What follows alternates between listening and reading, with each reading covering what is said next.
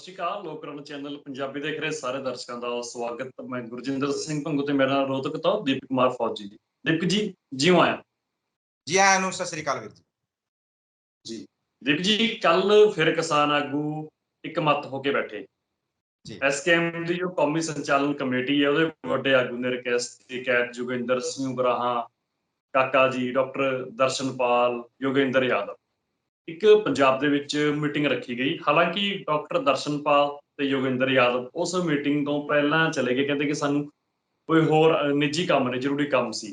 ਤੇ ਵੱਡੇ ਹੋਰ ਕਿਸਾਨ ਆਗੂ ਜੁੜ ਕੇ ਬੈਠੇ। ਉਹਦੇ 'ਚ ਫੈਸਲਾ ਹੋਇਆ ਕਿ ਜੋ ਐਸਐਸ ਵੱਲੋਂ ਚੋਣਾਂ ਲੜੀਆਂ ਗਈਆਂ ਸੀ ਉਹਦੀ ਐਸਐਸਐਮ ਦੀਆਂ ਜੋ 5 ਪਹਿਲੀ ਕਤਾਰ ਦੀਆਂ ਜਥੇਬੰਦੀਆਂ ਨੇ ਉਹਨਾਂ ਦੇ ਨਾਲ ਕੋਈ ਸਾਂਝ ਨਹੀਂ। ਜੋ 11 ਹੋਰ ਨੇ ਕੁੱਲ ਮਿਲਾ ਕੇ 16, ਜੋ 11 ਹੋਰ ਨੇ ਉਹਨਾਂ ਦੀ ਇੱਕ ਸੁਰਤਾ ਬਣ ਸਕਦੀ ਹੈ ਐਸਕੇਐਮ ਦੇ ਨਾਲ। ਯਾਨੀ ਕਿ ਐਸਐਸਐਮ ਦੀਆਂ ਕਈ ਜਥੇਬੰਦੀਆਂ ਐਸਕੇਐਮ ਦੇ ਵਿੱਚ ਮੁੜ ਸ਼ਾਮਲ ਹੋ ਸਕਦੀਆਂ ਨੇ। ਅਗਲੀ ਮੀਟਿੰਗ ਦਿੱਲੀ 'ਚ ਰੱਖੀ ਗਈ ਹੈ। ਗੁਰਨਾਮ ਸਿੰਘ ਚੜੂੰਨੀ ਭਾਵੇਂ ਆਸਾਰ ਇਹ ਨੇ ਕਿ ਉਹਨੂੰ ਐਸਕੇਐਮ ਦਾ ਹਿੱਸਾ ਨਹੀਂ ਬਣਾਇਆ ਜਾਊਗਾ ਕਿਉਂਕਿ ਉਹ ਇਲੈਕਸ਼ਨ ਲੜਨ ਨੂੰ ਪਹਿਲ ਦਿੱਤੀ ਹੋਈ ਹੈ ਉਹਨਾਂ ਨੇ। ਤੇ ਏਦਾਂ ਹੀ ਪੰਜਾਬ ਦੀਆਂ 5 ਜੋ ਹੋਰ ਕਿਸਾਨ ਜਥੇਬੰਦੀਆਂ ਨੇ। ਕਿਵੇਂ ਦੇਖਦੇ ਹੋ ਸਾਰੇ ਪ੍ਰੋਗਰਾਮ ਨੂੰ? ਇਹ ਕੀ ਰੂਪਰੇਖਾ ਜੋ ਨਵੀਂ ਹੁਣ ਉਲੀਕੀ ਜਾ ਰਹੀ ਹੈ ਜਥੇਬੰਦੀਆਂ ਨੂੰ ਨਾਲ ਲੈ ਕੇ? देखिए वीर जी, हमने पहले ही बताया था, ठीक है, इन्होंने गलती की थी बीच में चुनाव लड़ने के लिए जो जत्थेबंदियों ने बोला था। एसकेएम वालों ने फिर इनसे मीटिंग करके बात करने की कोशिश की है, लेकिन जो ये 5 जत्थेबंदी है, चाहे वो राज्यपाल जी हो या जो गुरनाम सिंह चढ़ूनी हो, इनके मन में बिल्कुल आ चुका है ये तो चुनाव लड़के ही तरीके को हल करेंगे। लेकिन इनको ये नहीं पता कि ये लोग इसलिए जुड़े हुए हैं कि आप किसानों की आवाज उठाते हो। ऐसे तो और पार्टियों के नेता वो भी किसानों की बात करते हैं, लेकिन भला तो नहीं करते ना किसानों का। किसानों का भला करना तो आपको किसानों के साथ रोड के ऊपर बैठना पड़ेगा। और एसकेएम जब किसानों के साथ रोड पर बैठा था तो आपने देखा होगा लाखों किसान उनके साथ थे। उसी एसकेएम से कुछ नेताओं ने जब चुनाव लड़ने का सोचा था, नतीजा आपके सामने है, सबकी जमानत जब्त हो गई थी। किसान आज के समय पे इतना भी भोला नहीं बचा कि वो अपना अच्छा बुरा ना देख सके। उनको भी पता है जो नेता चुनाव लड़ेगा वो उनका भला कभी नहीं कर सकता। उनका भला वही कर सकता जो उनके साथ बैठेगा। अभी ये इनको मौका दिया था, ये आखिरी मौका था। मीटिंग की थी भाई, एसकेएम वापिस अपना खड़ा हो रहा है, आंदोलन भी होगा। आपको पहले बताया था आंदोलन होगा, बड़ा आंदोलन होगा, उसके लिए एसकेएम भी जरूरी है। जब एसकेएम ने इनको फिर एक मौका दिया है तो उसमें राज्यपाल जो हो या गुरनाम सिंह चढ़ूनी हो, अगर इन्होंने मन बनाया है कि नहीं ये तो चुनाव लड़ेंगे, ये तो विधानसभा में या संसद में जाकर ही अपना कुछ करेंगे, तो ये इनकी बहुत बड़ी गलतफहमी है। अब की बार तो जमानत जब्त हुई थी, चलो 200, 400, 1000 वोट आ गई थी। अगली बार इनको अपनी पीपी में कोई वोट भी नहीं मिलेगी, ये भी गारंटी है इस चीज की। आपको मैंने पहले भी बताया था, मैं जितने किसान नेता चुनाव लड़ेंगे सबकी जमानत जब्त होगी। आपको मैं फिर बता रहा हूं, अगर इनके मन में फिर ये है कि ये चुनाव लड़के हल कर सकते हैं, इनको एक भी वोट नहीं मिलेगा।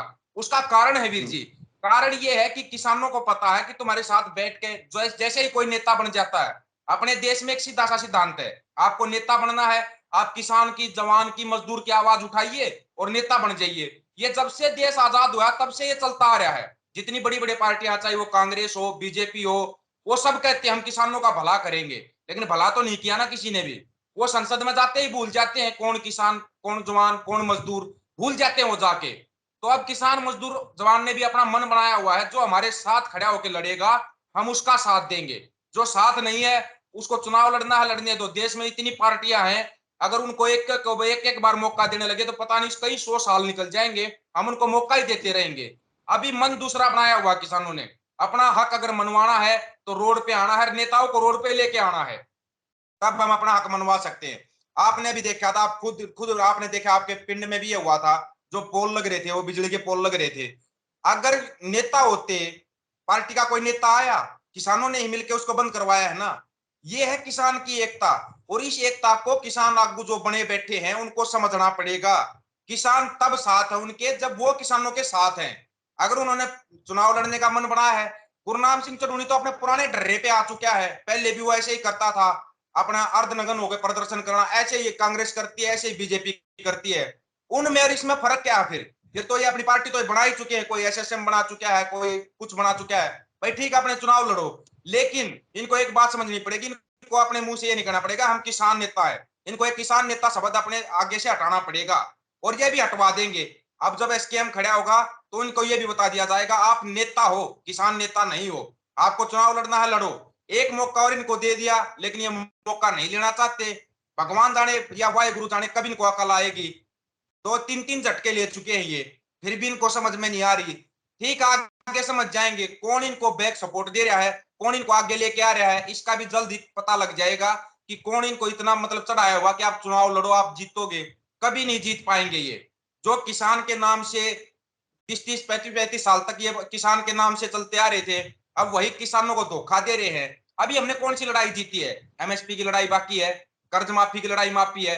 और सबसे बड़ी चीज तो ये है, जो कर्जा किसान के ऊपर कर्जा है, सरकारें ऐसा कानून बनाए कि किसान को कर्जा ना लेना पड़े। सबसे बड़ी लड़ाई ये है। वो कानून बनेगा तब ये आत्महत्याएं रुकेंगी, नहीं तो नहीं रुक पाएंगी। अब की बार एसकेएम इसी के ऊपर कदम उठाएगा।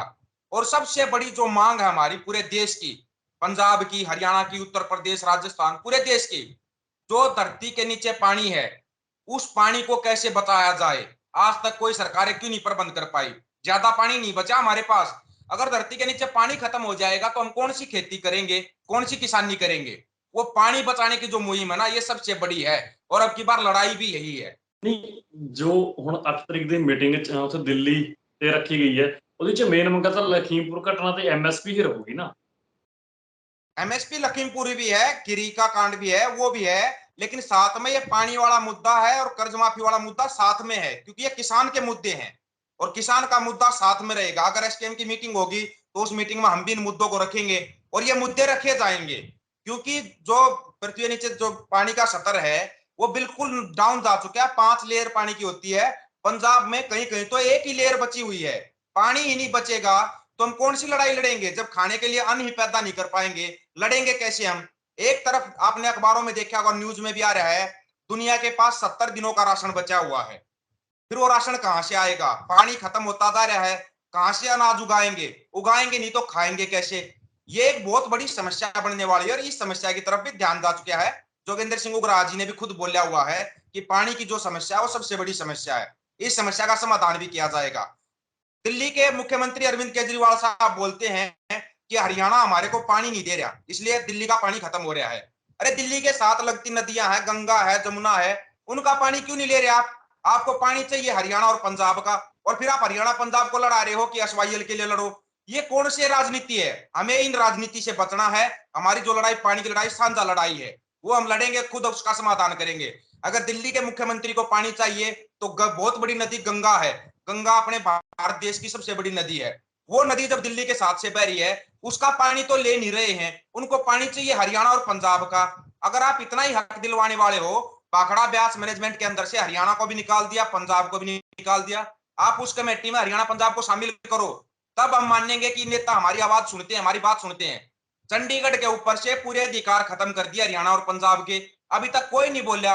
एक तरफ बोलते हैं चंडीगढ़ पंजाब को देंगे, चंडीगढ़ हरियाणा को देंगे। मेन जो मुद्दे हैं उन मुद्दों से ध्यान हटाया जा रहा है। पहले बीजेपी करती थी, फिर कांग्रेस करती आई है, अब आम आदमी पार्टी ने भी वही रुख अपना लिया। हमारे को ये चीजें भी समझनी पड़ेंगी। ये जो राजनीति करने वाले हैं, इन्होंने हमारे को आज तक 1966 से लेकर आज तक बांटा हुआ था हरियाणा पंजाब को। अब जब हरियाणा पंजाब एक हो गया, इनको इन्होंने फिर बांटने वाली राजनीति शुरू कर दी। ठीक है, जो किसान आंदोलन हुआ था उससे हम जुड़े हैं, दोबारा फिर किसान आंदोलन होगा और हम और ज्यादा जुड़ेंगे। हरियाणा पंजाब की जो मांग है वो साझा मांग है और उस मांग को हम मिलकर लड़ेंगे और उसको पूरा करवाएंगे। एमएसपी की मांग सबको पता है, शुरुआत से चलती आई है, अभी तक क्या किया उस मांग का? वो मांग हमारी बाकी है। लखीमपुर खीरी के अंदर जो समझौता हुआ था, उस समझौते पे कायम क्यों नहीं रही सरकार? ये जो मांगे हैं, ये मांगे तो अभी बची हुई हैं और इन मांगों को मनवाया जाएगा। एक मौका दिया था, राज्यपाल साहब को भी दिया था, चौधरी साहब को भी दिया था कि आप आइए, वापिस आइए, मिलके लड़ेंगे। एक साथ मिलकर लड़ेंगे तो हम जीतेंगे, अलग अलग लड़ेंगे तो हम कभी नहीं जीत पाएंगे। और ये सबको पता है, अगर हम अलग अलग रहेंगे कभी नहीं जीत पाएंगे। लेकिन इनको पता नहीं कौन इतना वो कर कहा कि नहीं तुम तो मुख्यमंत्री बनोगे, प्रधानमंत्री बनोगे। हालांकि ये बनेंगे मेंबर भी नहीं गांव के अंदर, लेकिन ठीक है, कभी ना कभी इनको जरूर अकल आएगी, सद्बुद्धि आएगी, उसका इंतजार है। जो पानी का प्रोग्राम है किसान जथेबंदियों का, किदां दी कोशिश है पानी बचाने की? पानी बचाने की कोशिश ऐसे है वीर जी, देखो हम बोलते हैं कि पानी बचाना है, इसके लिए सरकारों का सहयोग बहुत जरूरी होता है। क्योंकि कोई भी मुहिम है लोगों की समझ में तब जल्दी आती है जब कोई सरकार मुहिम चलाती है। भी पानी कैसे बचाया जाए, उसके क्या प्रबंध किया जाए। जो हमारी ही नदियां हैं, जो पंजाब से निकल रही है, हरियाणा से निकल रही है, उनके पानी को कैसे भी करके हरियाणा और पंजाब के खेतों तक पहुंचाया जाए, ताकि जो जल स्तर है, जमीनी जल स्तर है, वो थोड़ा ऊपर आ सके। वो बिल्कुल नीचे जा चुका है। उस जल स्तर के लिए मुहिम सरकार को ही चलानी पड़ेगी। किसान तो अपने खेत में पानी दे सकता है, लेकिन पानी तब देगा जब पानी वहां तक पहुंचेगा। जो हमारी ही नदियां हैं उनका पानी हमारे खेतों तक पहुंच नहीं पा रहा है। अब जो पंजाब को पंजाब बोला जाता है, 5 नदियों का समूह, इसलिए पंजाब बोला जाता है, और पंजाब को एक नदी का पानी नहीं मिल पा रहा है। तो पंजाब ऊपर से हरियाणा को उठा देते हैं, पंजाब से अपना पानी मांगो। पंजाब के पास खुद पंजाब के खेतों में पानी नहीं पहुंच रहा, तो हम किससे लड़ेंगे? हमारे को तो सरकार से लड़ना पड़ेगा। भाई सरकार जो है वो हमारा हक दो, जो हरियाणा की नदियां हैं उनका पानी खेतों तक हरियाणा की नदियों का पहुंचाओ। हम पंजाब से पानी लेने जाएंगे, हरियाणा में भी बहुत नदियां हैं, उनका पानी पहुंचाओ ना आप। उनका पानी क्यों नहीं पहुंचाते हरियाणा के खेतों तक? पानी तो पहुंचा नहीं रहे हैं, ऊपर से हमारे को लड़वाने की सोच रहे हैं। लेकिन अब मन बना लिया है, हम लड़ेंगे नहीं, हम अपना हक लेंगे। जो पंजाब की नदियां उनका पानी, जब पंजाब के खेतों में पूरा पानी पहुंच जाएगा, पंजाब अपने आप पानी दे देगा। भाई बचा हुआ पानी हरियाणा हमारा छोटा भाई है, उसको पानी दो। ये चीजें लोगों को समझनी पड़ेंगी वीर जी, तब समझ में आएंगी। ਜੀ ਬਿਲਕੁਲ। ਤੇ ਇਸ ਤੋਂ ਇਲਾਵਾ ਜੋ ਕਿਸਾਨ ਜਥੇਬੰਦੀਆਂ ਦੇ ਹੋਰ ਪ੍ਰੋਗਰਾਮ ਨੇ, ਜੀ ਜਿਵੇਂ ਛੋਟੇ-ਛੋਟੇ ਅੰਦੋਲਨਾਂ ਦੀ ਗੱਲ ਚੱਲਦੀ ਹੈ ਜੀ ਜਾਂ ਫਿਰ ਵੱਡੇ ਅੰਦੋਲਨਾਂ ਦੀ ਗੱਲ ਹੁੰਦੀ ਹੈ, ਕੀ ਕਿਸਾਨ ਆਗੂਆਂ ਨੂੰ ਇਸ ਗੱਲ ਦਾ ਅਹਿਸਾਸ ਹੈ? ਜਿਵੇਂ ਵੱਡੀ ਜਥੇਬੰਦੀਆਂ ਵੀ ਹੈਗੀਆਂ ਨੇ, ਉਹ ਉਸ ਗੱਲ ਦੇ ਅਹਿਸਾਸ ਥੱਲੇ ਨੇ ਕਿ ਜੇਕਰ ਅਸੀਂ ਐਸਐਸਐਮ ਦੇ ਵੱਡੇ ਆਗੂਆਂ ਨੂੰ ਨਾਲ ਨਹੀਂ ਲਵਾਂਗੇ, ਭਾਵੇਂ ਵੱਡੇ ਆਗੂ ਜ਼ਿਆਦਾ ਵੱਡੇ ਆਗੂ ਬਾਹਰ ਵੀ ਨੇ, ਤੇ ਦੂਜੀ ਇਕਾਈ ਦੇ ਕੇਡਰ ਦੇ ਲੀਡਰ ਨੇ, ਕਿ ਜੇਕਰ ਅਸੀਂ ਉਹਨਾਂ ਨੂੰ ਨਾਲ ਨਹੀਂ ਲਾਵਾਂਗੇ ਤਾਂ ਲੋਕਾਂ ਦੀ ਭਰੋਸੇਯੋਗਤਾ ਸਾਡੇ ਤੇ ਬਣੂਗੀ ਨਹੀਂ। ਜੇਕਰ ਅਸੀਂ ਜੀ ਲੋਕਾਂ ਦੀ ਭਰੋਸੇਯੋਗਤਾ ਹਾਸਲ ਕਰਨੀ ਹੈ ਤਾਂ ਸਾਨੂੰ ਮੁੜ ਇਕੱਠੇ ਹੋਣੇ ਪੈਣਾ। ਜੇਕਰ ਅਸੀਂ ਇਕੱਲੇ-ਇਕੱਲੇ ਲੜਾਂਗੇ ਤਾਂ ਲੋਕਾਂ ਨੇ ਕਹਿਣਾ ਇਹਨਾਂ ਦਾ ਤਾਂ ਆਹੀ ਹਾਲ ਹੈ। देखिए वीर जी, अगर किसान जत्थेबंद जो बड़ी जत्थेबंदी है, अगर उनके मन में ये नहीं होता तो मीटिंग करते ही नहीं। उनको भी पता है कि जनता की मांग क्या है। जनता की मांग आज भी एसकेएम की वही इज्जत है, लेकिन अगर इकट्ठे होके आएंगे तो अब इनके पास एक सीधी सी बात है, ये बोल सकते हैं कि हमने मौका दिया था, और ये 5 जत्थेबंदियां ये मौका नहीं चाहती हैं, ये तो चुनाव ही लड़ना चाहती हैं। तो जनता को सेटिस्फाई करना बहुत जरूरी होता है। आप जब तक जनता की बात सुनोगे, जनता को क्लियर नहीं बताओगे, तब तक जनता साथ कभी नहीं आती। चाहे आप कितनी भी बड़ी जत्थेबंदी रखो, आपकी खुद की जत्थेबंदी के लोग भी वापस चले जाएंगे। लोग जुड़ते हैं, चाहे आप किसान यूनियन ले लो, मजदूर, वो तब जुड़ते हैं जब आप उनकी बात सुनोगे। अगर आप उनकी बात ही नहीं सुनोगे तो कौन जुड़ेगा? इन्होंने बात सुनी है तब ये मीटिंग की है। और आगे भी बड़ी जत्थेबंदियों को पता है कि हमें जो मेन मुद्दे हैं वो किसान वाले रखने पड़ेंगे, जो अधिकार है वो रखने पड़ेंगे। अगर उनको हम आगे नहीं रखेंगे तो कभी भी कामयाब नहीं हो पाएंगे, ना ही लोग जुड़ पाएंगे। वो तो इनको रखने ही पड़ेंगे और लोगों को जवाब भी देना पड़ेगा। अगर आप लोग इकट्ठे होते हैं, पूछेंगे राज्यपाल क्यों नहीं आया, गुरनाम चढ़ूनी क्यों नहीं आया, तो इनके पास जवाब है, हमने मीटिंग की थी, उन लोगों ने आने से मना किया है। तो ये सेटिस्फाई करना पड़ेगा लोगों को। ये ही छोटी छोटी कमियां थी, जो इतना बड़ा आंदोलन था इसको कोरस्पॉन्ड किया गया था ना, इन छोटी छोटी कमियों के कारण। लेकिन अब की बार एसकेएम के बड़े नेताओं ने मन बनाया हुआ है कि कोई भी छोटे से छोटी कमी ना छोड़ी जाए। जो भी लोगों के मन में है पूछा जाए पहले उनसे कि आप क्या चाहते हो और किस तरीके से चाहते हो, उसी तरीके से और वैसे ही किया जाएगा। अब की बार बिल्कुल इनको पूछ के करना पड़ेगा। अगर ये भी अलग चलेंगे तो जनता है, जनता जनार्दन होती है, जनता सरकारें बनाती है, बिगाड़ती है, जनता ही नेता बनाती है, कोई नेता घर से नहीं बनता वीर जी। तो जनता उस नेता को थल्ले भी ला सकती है। और ये क्लियर है, बड़ी जत्थेबंदी कोई भी है उनको भी पता है कि हमें मिलके ही रहना पड़ेगा। अलग अलग चलेंगे कभी कामयाब नहीं हो पाएंगे। ਦੇਖਿਓ ਇੱਕ ਇੱਕ ਗੱਲ ਤਾਂ ਰਹੀ ਹੈ ਨਾ ਦੀਪਕ ਜੀ, ਕਿ ਐਡੇ ਵੱਡੇ ਅੰਦੋਲਨ ਦੇ ਵਿੱਚੋਂ ਨਵੀਂ ਲੀਡਰਸ਼ਿਪ ਪੈਦਾ ਨਹੀਂ ਹੋਈ। ਵੱਡੀ ਗੱਲ ਹੈ ਨਾ ਇਹ, ਇੱਕ ਵੱਡੇ ਕਿਸਾਨ ਆਗੂ ਸੀ, ਪੁਰਾਣੇ ਕਿਸਾਨ ਆਗੂ ਸੀ, ਉਹਨਾਂ ਦੀ ਦੇਖ ਰੇਖ ਹੇਠ ਹੀ ਸਾਰਾ ਅੰਦੋਲਨ ਚੱਲਿਆ। ਇਹ ਨਵੀਂ ਲੀਡਰਸ਼ਿਪ ਕਿਉਂ ਨਾ ਉੱਭਰ ਸਕੀ ਇਸ ਅੰਦੋਲਨ ਦੇ ਵਿੱਚੋਂ?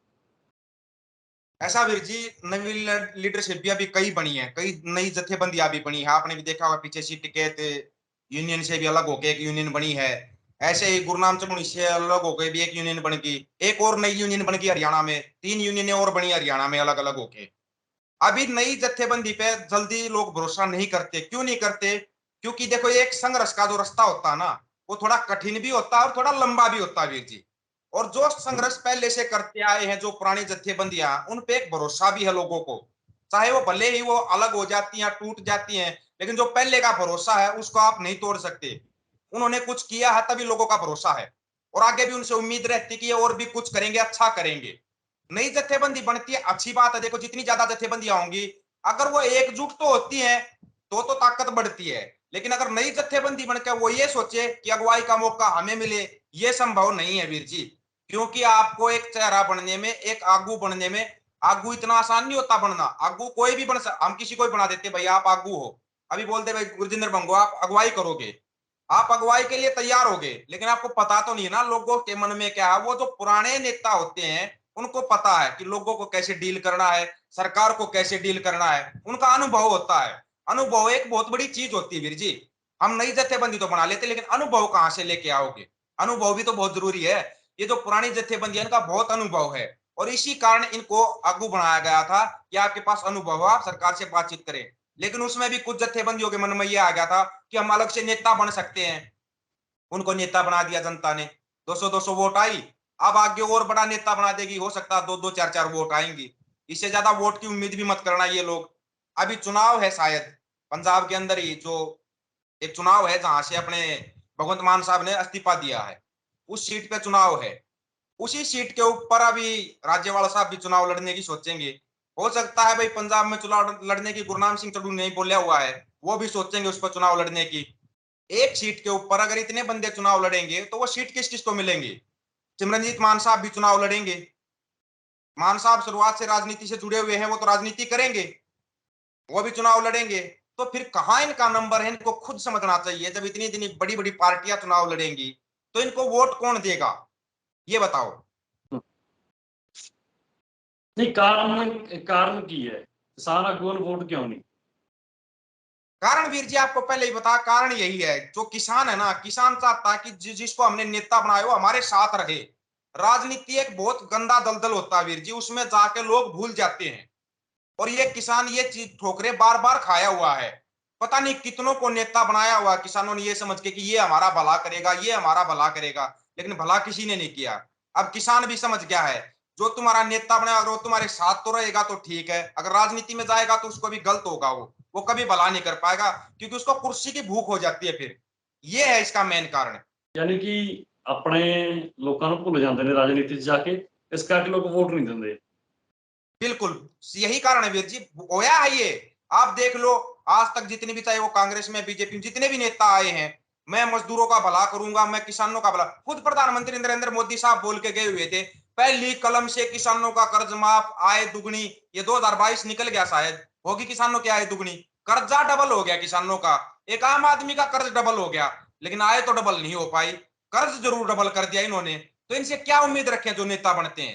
नेताओं से उम्मीद रखना बेईमानी है। अगर आपको अपने अधिकार लेने हैं तो आपको लड़ना पड़ेगा, उसका एक ही रास्ता बचता है, और वो रास्ता संघर्ष का रास्ता। यानी कि वोट सिस्टम ਦੇ ਵਿੱਚੋਂ ਨਹੀਂ ਕਿਸਾਨਾਂ ਨੂੰ ਆਪਣੇ ਹੱਕ ਮਿਲਨੇ, ਜਿਹੜੇ ਹੱਕ ਮਿਲਨੇ ਨੇ ਉਹ ਸੰਘਰਸ਼ ਕਰਕੇ मिलने ਨੇ। हक संघर्ष करके मिलेंगे। और वोट का जो अधिकार, वोट की ताकत बहुत बड़ी ताकत होती है वीर जी, लेकिन वोट की ताकत ये चुनाव के समय पे दिखानी चाहिए, किसानों को भी मजदूरों को भी। इनको जो ये बड़े नेता बन के बैठ गए, जो जनता के बीच में कभी आते ही नहीं है, आते हैं तो उल्टे सीधे बयान देते हैं। इनको ऐसा सबक सिखाया जाए, अपने बीच से जो बंदा राजनीति कर रहा है उसको चुनो। हम तो ये कहते हैं, अगर पंजाब की जनता चाहती है ना, सिमरनजीत मान साहब को एक बार चुनाव जिताओ, और फिर इनको बताओ कि हमें ये चाहिए। बंदी सिंह को गिरियाई के लिए कोई नहीं बोल रहा, एक बार बोलते हैं, चुनाव आते हैं उनको भूल जाते हैं, उनका कोई जिक्र नहीं होता, चुनाव जीतने के बाद भूल जाते हैं। अरे भाई, जो आप लड़ रहे हो संघर्ष का रास्ता, उनका क्या कसूर है? जिनकी सजा पूरी होगी, आज तक उनको जेलों में रोका हुआ है, उनका कोई कसूर है क्या? ये भी तो देखो। आप जब तक एक आम आदमी के हक की लड़ाई नहीं लड़ोगे, तब तक आप जिंदगी में कामयाब नहीं हो सकते। जी रिपी जी, बहुत बहुत शुक्रिया ਗੱਲਬਾਤ ਦੇ ਲਈ। धन्यवाद वीर जी। ਦੋਸਤੋ, ਸਾਡੇ ਨਾਲ ਰੋਹਤਕ ਤੋਂ ਜੁੜੇ ਹੋਏ ਸੀ ਦੇਵ ਕੁਮਾਰ ਫੌਜੀ ਜੀ। ਤੁਸੀਂ ਬਣੇ ਰਹੋ, ਤੁਹਾਡੇ ਆਪਣੇ ਚੈਨਲ ਫੋਲੋ ਕਰਨਾ, ਚੈਨਲ ਪੰਜਾਬੀ ਦੇ। ਧੰਨਵਾਦ।